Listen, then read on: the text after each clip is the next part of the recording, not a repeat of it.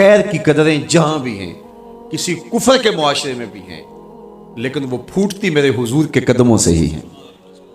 چوکھٹ اسی سے ہی فیض اور نور اور روشنی پھوٹی ہے، اجالے یہی سے گئے ہیں، ورنہ انسان آج بھی زنجیروں میں جکڑا ہوتا۔ وہ کیسا سماج تھا کہ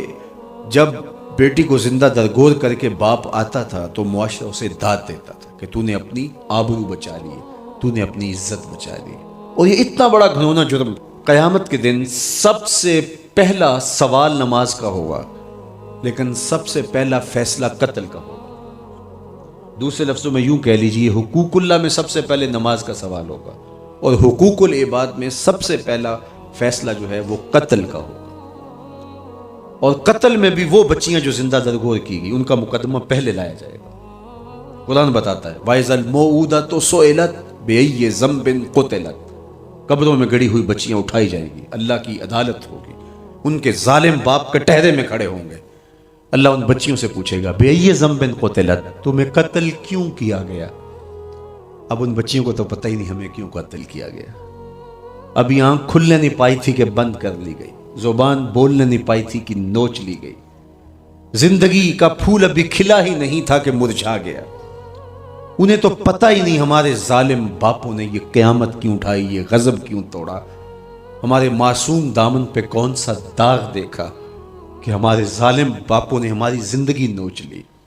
کہتے ہیں گڑھا کھودتے تھے، تاریخ پڑھیں، دل آج بھی خون کے آنسو روتا ہے، اور گڑھا کھود کر کے اس میں کھلونے رکھتے اور بچی وہاں بیٹھ جاتی اور کھلونوں سے کھیلنے لگتی، اور وہ اوپر سے ریت ڈالتے، اور وہ بچی پہلے پہل تو اس کو کھیل سمجھتی اور وہ اس کھیل میں خود شریک ہوتی، لیکن جب اس کے کندھوں سے اوپر تک ریت بڑھتی اور اس کی سانس دبنے لگتی، پھر اسے سمجھ آتی یہ کہانی کوئی اور ہے۔ پھر وہ معصوم اور ننھے ہاتھ جوڑ کے اپنے باپ سے زندگی کی بھیک مانگتی، لیکن ظالم سفاک باپ ریت ڈالتا، اور یوں اس کی سسکیاں، اس کی آہیں، اس کی چیخیں، اس کے آنسو اس ریت میں دب جاتے، اور اس معصوم ننھی چڑیا کے لیے نہ کوئی موم بتیاں جلانے والے تھے، نہ کوئی اس کے لیے احتجاج کرنے والے تھے، اور نہ کوئی اس کی FIR کٹتی تھی۔ باپ کو بھی داد ملتی، ماں کو بھی داد ملتی، معاشرہ سفاک اس پہ ماتم کرنے کی بجائے اس پہ خوشیوں کا اظہار کرتا۔ پہلی آواز پورے عرب میں جو اٹھی اور بلند ہوئی وہ میرے حضور کی تھی، بیٹیوں کو قتل کرنے والوں سن لو، میری فاطمہ میرے جگر کا ٹکڑا ہے، یہ پہلی آواز تھی۔ یہ صرف کلمہ محبت ہی نہیں ہے، اس ظالمانہ سماج کے خلاف جو ہے وہ علم جہاد میرے حضور نے بلند کیا، میری بیٹی میرے جگر کا ٹکڑا ہے، اور کہا جو دو بیٹیاں، دو بہنیں اللہ کی رضا کے لیے پروان چڑھائے ان کا نکاح کر دے، قیامت کے دن وہ یوں میرے نیڑے ہوگا جس طرح یہ دو انگلیاں کری۔ یہ جب میرے حضور نے فرمایا، مجمع سے ایک شخص کھڑا ہو گیا، حضور کیا جس کی دو بیٹیاں نہیں ہیں اس کو یہ اعزاز نہیں ملے گا؟ کسی بیچارے کی دو بیٹیاں نہ ہو، ایک بیٹی ہو، تو کیا اس کو یہ اعزاز نہیں ملے گا کہ وہ آپ کا ساتھ پائے؟ حضور نے فرمایا اسے بھی ملے گا، لیکن میں آپ کو دعوت فکر دیتا ہوں کہ اس سوال کے پیچھے کی کیفیت دیکھیے۔ اس کی ایک بیٹی تھی، کہاں بیٹیاں زندہ درگور ہو رہی ہیں، اور کہاں ایک بیٹی والا کہتا ہے کاش کہ میری بھی دو بیٹی۔ آپ نے ایاس کا نام سنا ہے؟ یہ معتمد خاص تھا محمود غزنوی کا، وزیر اس سے حسد کرتے ہوتے تھے کہ اس میں کیا خصوصیت ہے کہ بادشاہ اسی کو اہمیت دیتا ہے۔ ایک دن بادشاہ نے کوئی تربوز کاٹا، کوئی خربوزہ کاٹا یا کوئی اور ایسی چیز تھی، تو جس کو بھی دیا تو وہ کڑوا تھا، تو اس نے چوہی چکھا تو پھینک دیا، اور پھر بلایا یاس کو اور اس کو کاٹ کے اس کی پھانک دی، تو ایسے لطف سے کھانے لگا کہ جیسے اس سے لذیذ کبھی پھل زندگی میں دیکھا نہ ہو۔ تو سارے اندر ہنس رہے تھے، ایک دوسرے کو آنکھوں سے اشارہ کر رہے تھے یہ دیکھو بے وقوف۔ تو بادشاہ رک گیا اور کہا کہ ایاس یہ جو فروٹ تم نے کھایا ہے یہ میٹھا تھا یا کڑوا؟ کہا بادشاہ سلامت کڑوا۔ تو کہا پھر اتنے ذوق سے کیوں کھایا؟ کہا کہ اس ہاتھ سے میں نے میٹھی نعمتیں کھائی ہیں، آج کڑوی ملی ہے تو تھوک دوں؟ کہا ایسا نہیں ہو سکتا، تو میاں کڑوا ہو تو وہ بھی قبول کیا جائے، نفس پہ شاک ہو۔ کڑوی وہ چیز ہوتی ہے جو نفس پہ شاک ہوتی ہے، نفس کرنا نہیں چاہتا، لیکن اس کے باوجود تمہارا دل کہے نہیں یہ مالک کی طرف سے ہے، سخت سردی ہے، گرمی کی شدت ہے، پانی ٹھنڈا ہے اور موسم سرد ہے، پانی گرم ہے اور موسم بھی گرم ہے، رات کا پچھلا پہر ہے، تھکے ہوئے ہیں، لیکن آپ اس کے باوجود بھی اپنے رب کے حکم کو بجا لاتے ہیں۔ نفس پہ شاک ہے لیکن سینے میں ٹھنڈ ہی نہیں پڑتی جب اس کے حضور سجدہ ریزی نہیں کر لیتے۔ تو اس کے حکموں کو بجا لانا اور اپنے نفس کو پیچھے کر دینا اور اپنی خواہشات کے گلے پہ چھری پھیر دینا اور مالک کی رضا میں اپنے آپ کو گم کر دینا، یہی زندگی ہے اور یہی بندگی ہے۔ تو اس لیے مجھے اور آپ کو اس بات پہ غور اور تدبر کرنا چاہیے کہ ہم اس مختصر زندگی کو اللہ کے احکام کی مطابقت میں گزارنے کا عزم کریں، وہ بات چھوٹی سے چھوٹی ہو یا وہ بات بڑی سے بڑی ہو، وہ احکام ہماری زندگی کے اندر نافذ العمل ہو۔ میں پھر وہ بات کہوں گا جو بار بار کہتا ہوں کہ میرے بزرگ ہم سے کہا کرتے تھے، یہ نہ ہو کہ لوگ تمہیں پوچھیں تم کون ہوتے ہو اور تمہیں بتانا پڑے کہ ہم مسلمان ہوتے ہیں۔ فرمایا کرتے تھے صاحب نہ کسی کو پوچھنا پڑے نہ تمہیں بتانا پڑے، تمہاری وضاحت، تمہارا طرز زندگی، تمہارا انداز معاشرت ایسا خوبصورت ہو، تم دور سے آ رہے ہو لوگ پہچان کے کہیں وہ دیکھو محمد عربی کا غلام آ رہا۔ تم شکل سے پہچانے جاؤ، تم کردار سے پہچانے جاؤ، تم وعدے سے پہچانے جاؤ۔ کتاب کا نام ہے بشر القیب فی لقاء الحبیب۔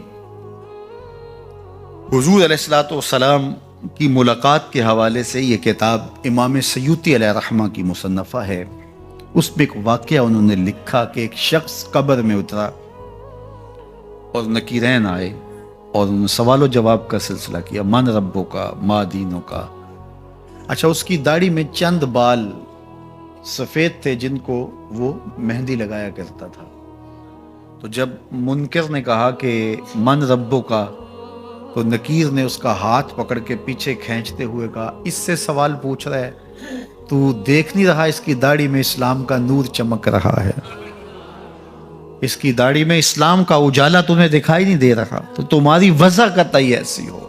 کہ فرشتے بھی دیکھیں کہ یہ حضور کا غلام آ رہا ہے۔ امام اعظم ابو حنیفہ علیہ رحمہ فرماتے ہیں کوئی شخص کو کلمہ بولے اور اس میں 99 احتمال کفر کے ہوں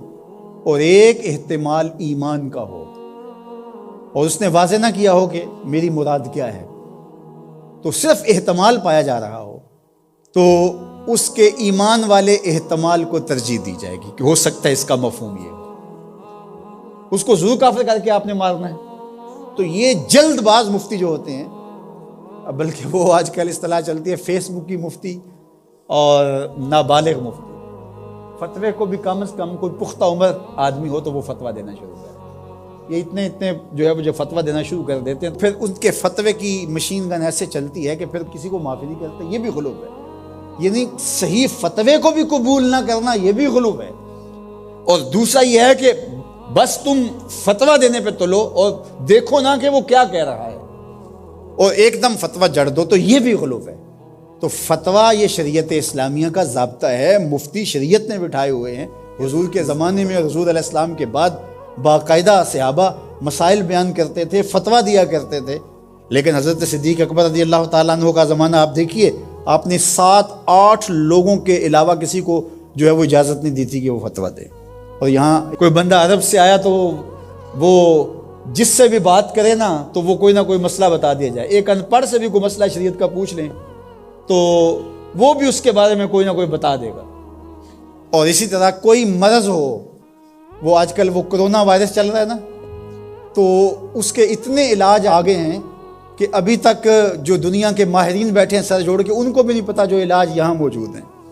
کوئی کہتا ہے پیاز کھاؤ تو ختم ہو جائے گا، کوئی کہتا ہے فلان چیز کھاؤ تو ختم ہو جائے گا۔ تو وہ کوئی بندہ عرب سے آیا یہاں، تو واپس جب گیا تو کہا کہ آپ وہاں گئے تھے بر صغیر میں،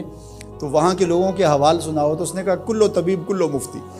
سارے کے سارے ڈاکٹر ہیں اور سارے مفتی ہیں۔ فتویٰ بھی ہر بندہ دیتا ہے اور ہر بندہ جو ہے وہ کوئی نہ کوئی نسخہ بھی بتا دیتا ہے۔ میں ایک دن لڑکوں کو بتا رہا تھا کہ میں شوگر کی وجہ سے،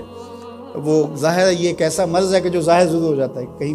چائے ہو تو جی یا اس میں چینی نہ ڈالنا، یہ چیز نہ دینا، تو پتہ چل جاتا ہے شوگر۔